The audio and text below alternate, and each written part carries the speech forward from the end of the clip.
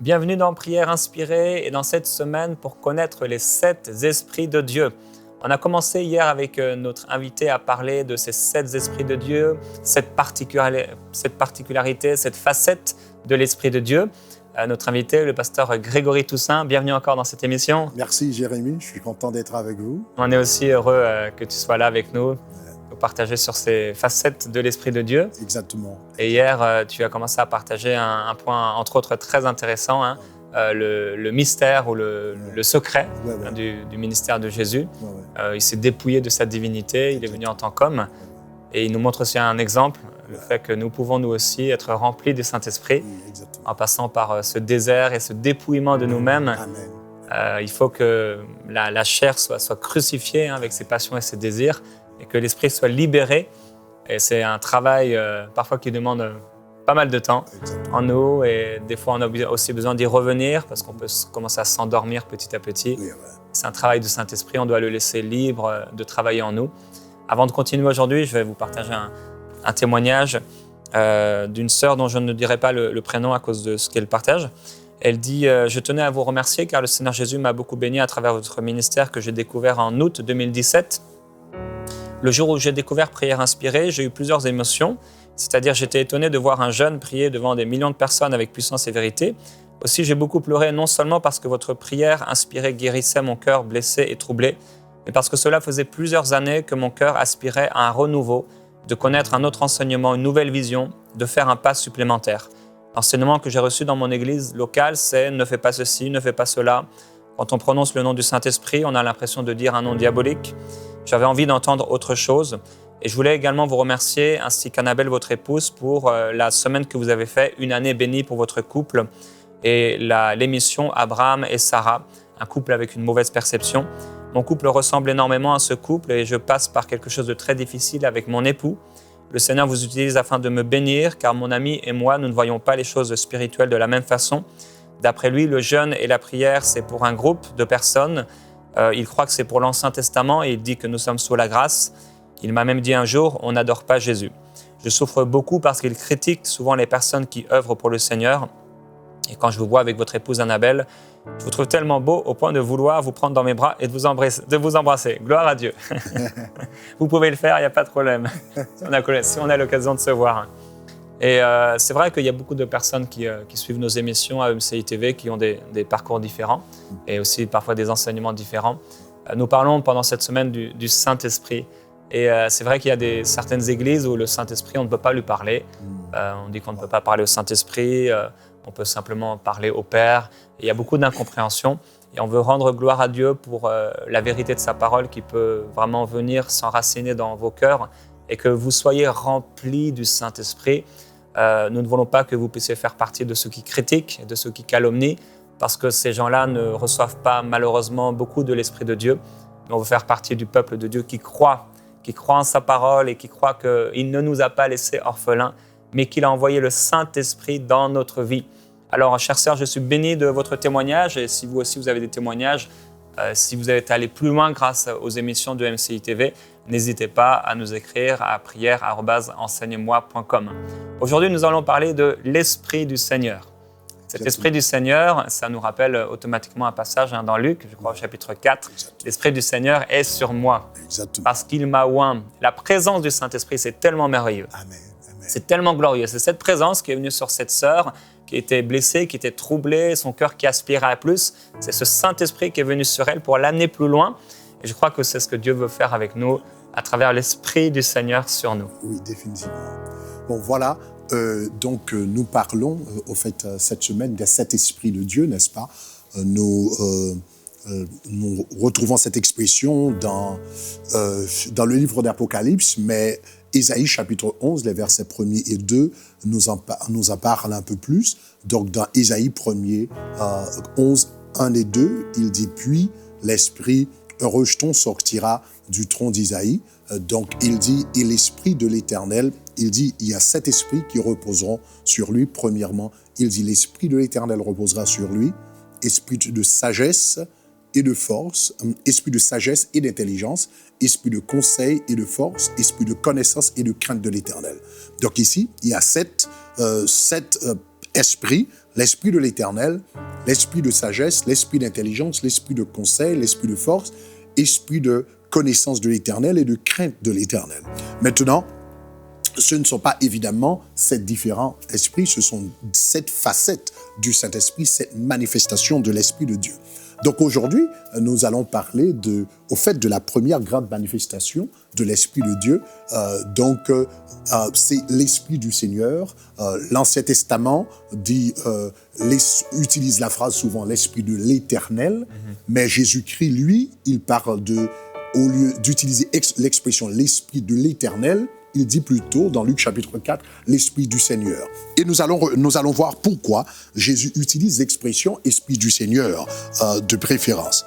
Tout d'abord, commençons par dire que le plan originel de Dieu, le plan originel de Dieu, c'était de gouverner le monde matériel à partir du monde spirituel. Gouverner le monde matériel à partir du monde spirituel. Donc, le plan originel, c'est que l'Esprit de Dieu soit en communication avec l'Esprit de l'homme et que l'Esprit de l'homme gouverne son âme, que son âme gouverne son corps et que son corps gouverne le monde.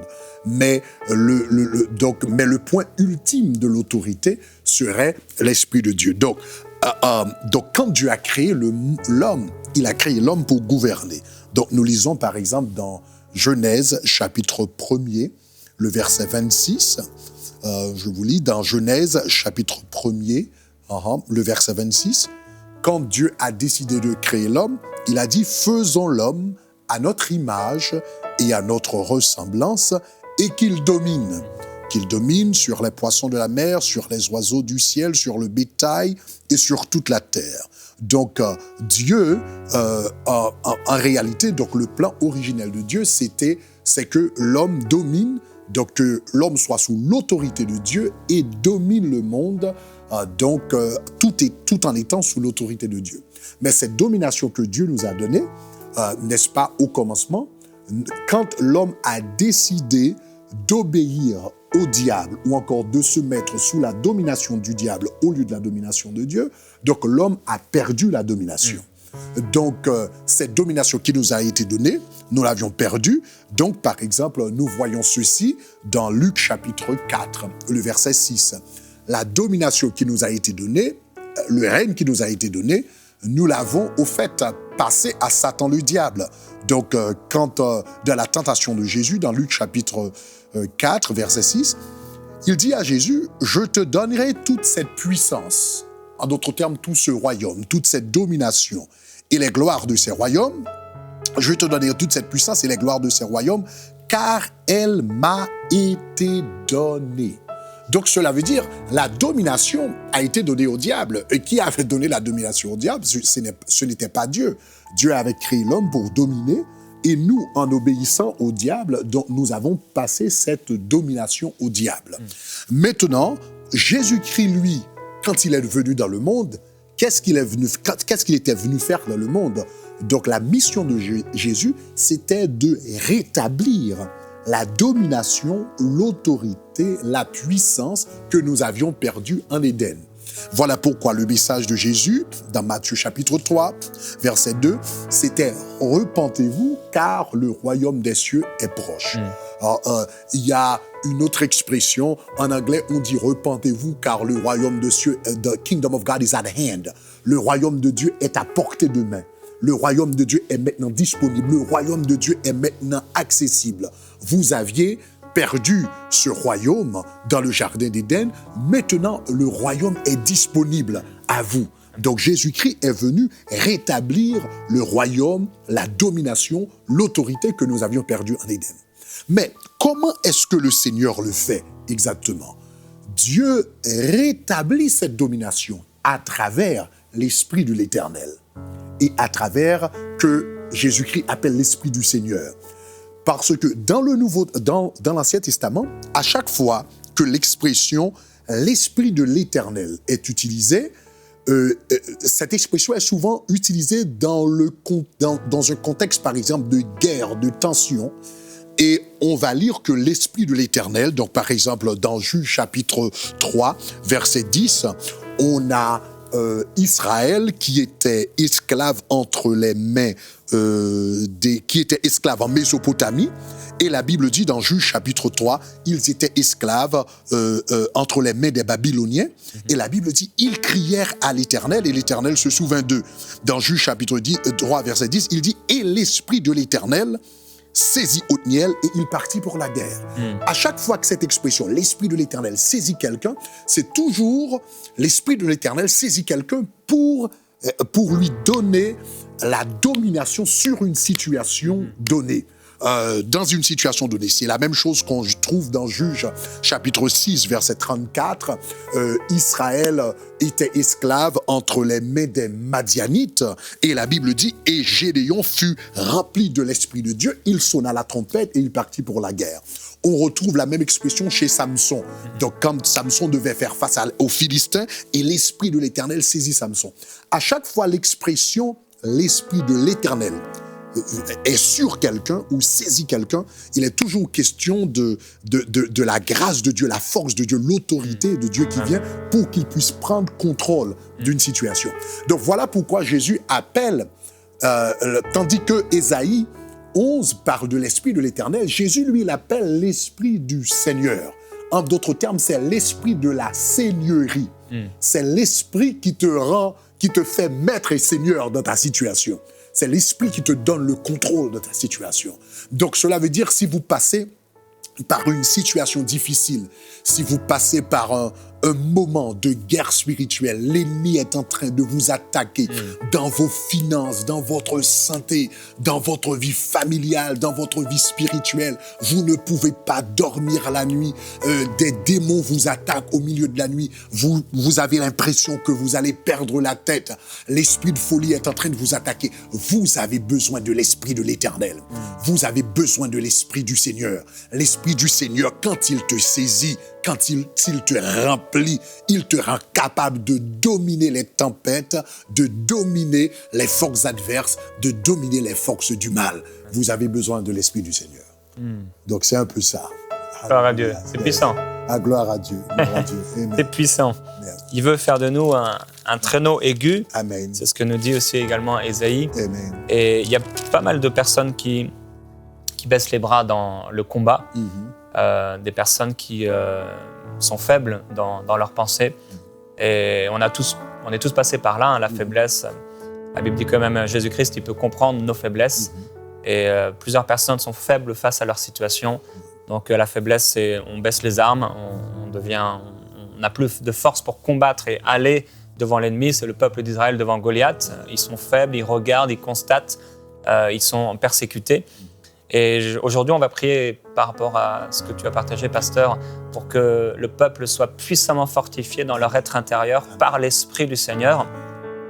Et je crois que Dieu va fortifier plusieurs personnes aujourd'hui, les renouveler dans leur foi et dans leur audace aussi de combattre l'ennemi.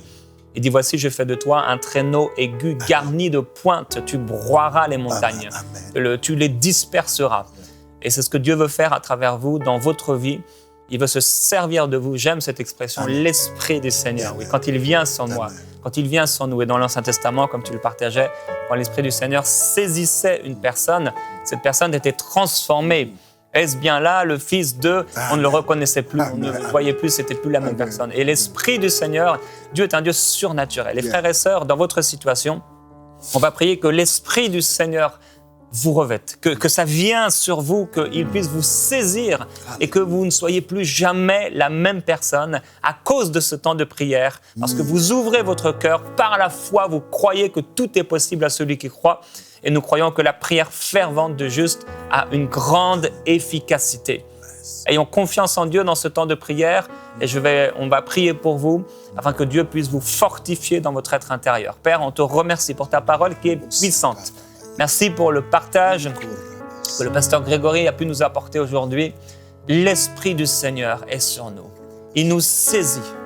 Et c'est vrai que plusieurs écoutent aujourd'hui et ils font face à des difficultés, des épreuves.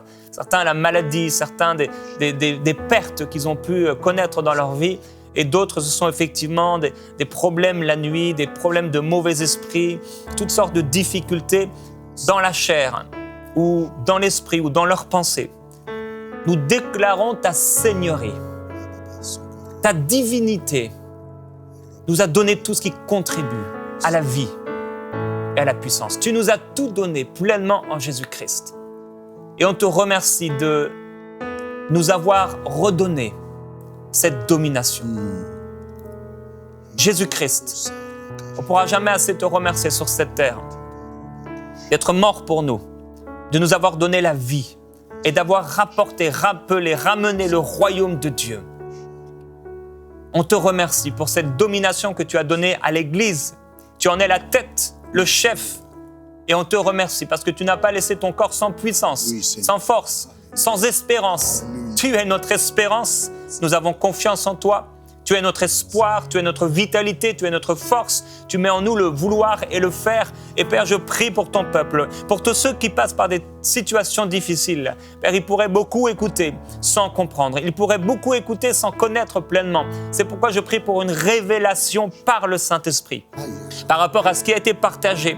Esprit de Jésus-Christ, viens te révéler dans leur cœur, viens apporter une illumination, une révélation, un éclairage pour que ton peuple puisse marcher dans cette domination et ne pas être faible devant l'ennemi, mais être fort, être puissant, des plus que vainqueurs par celui qui nous a aimés. On t'aime et on te glorifie. Merci de fortifier la pensée de ton peuple, que leur pensée soit forte, que leur pensée soit sécurisée en toi. Ô précieux Père, merci. Tu es Dieu. Alléluia. Nous t'adorons. Ô glorieux Jésus-Christ. Seigneur, nous te remercions pour ta présence au nom de Jésus. Nous te remercions pour ton Saint-Esprit. Nous te remercions pour l'Esprit du Seigneur. Alléluia. Qui est en train d'envahir une maison maintenant. Il y a une femme qui me regarde, qui a eu des problèmes de cauchemar pendant longtemps, à peu près pendant 10 ans. Tu as eu des problèmes de cauchemar, tu ne dors pas la nuit. Donc il y a des démons qui t'assaillent la nuit. Là où tu es en train de me regarder maintenant, le Seigneur te libère maintenant, au nom de Jésus de Nazareth. Le Seigneur te libère. L'Esprit du Seigneur vient sur toi maintenant. L'Esprit du Seigneur te remplit maintenant au nom de Jésus de Nazareth. L'Esprit du Seigneur est en train de te libérer au nom de Jésus, de d'affranchir ta famille, d'affranchir les membres de ta maison au nom de Jésus de Nazareth. L'Esprit du Seigneur est en train de purifier cette maison au nom de Jésus. Le Seigneur, Jésus qui est maître et Seigneur de cette maison au nom de Jésus. L'Esprit du Seigneur, l'Esprit de la Seigneurie, l'Esprit de domination envahit maintenant cette maison au nom de Jésus de Nazareth. Au nom de Jésus de Nazareth, au nom de Jésus de Nazareth. Ce jeune homme qui est en train de me regarder maintenant, tu as une entreprise et il semble que tout semble être à l'inverse dans cette entreprise. Il n'y a rien qui ne marche dans cette entreprise, mais le Seigneur rentre maintenant dans ton entreprise, il prend le contrôle, l'Esprit du Seigneur rentre maintenant au nom de Jésus. Au nom de Jésus, Seigneur, je te remercie. Je te remercie au nom de Jésus de Nazareth. Merci pour la force que tu accordes. Merci pour le bravoure que tu accordes. Merci pour la ténacité que tu accordes à cet homme. Au nom de Jésus de Nazareth, de prendre les décisions que toi, tu lui as demandé de prendre. Au nom de Jésus.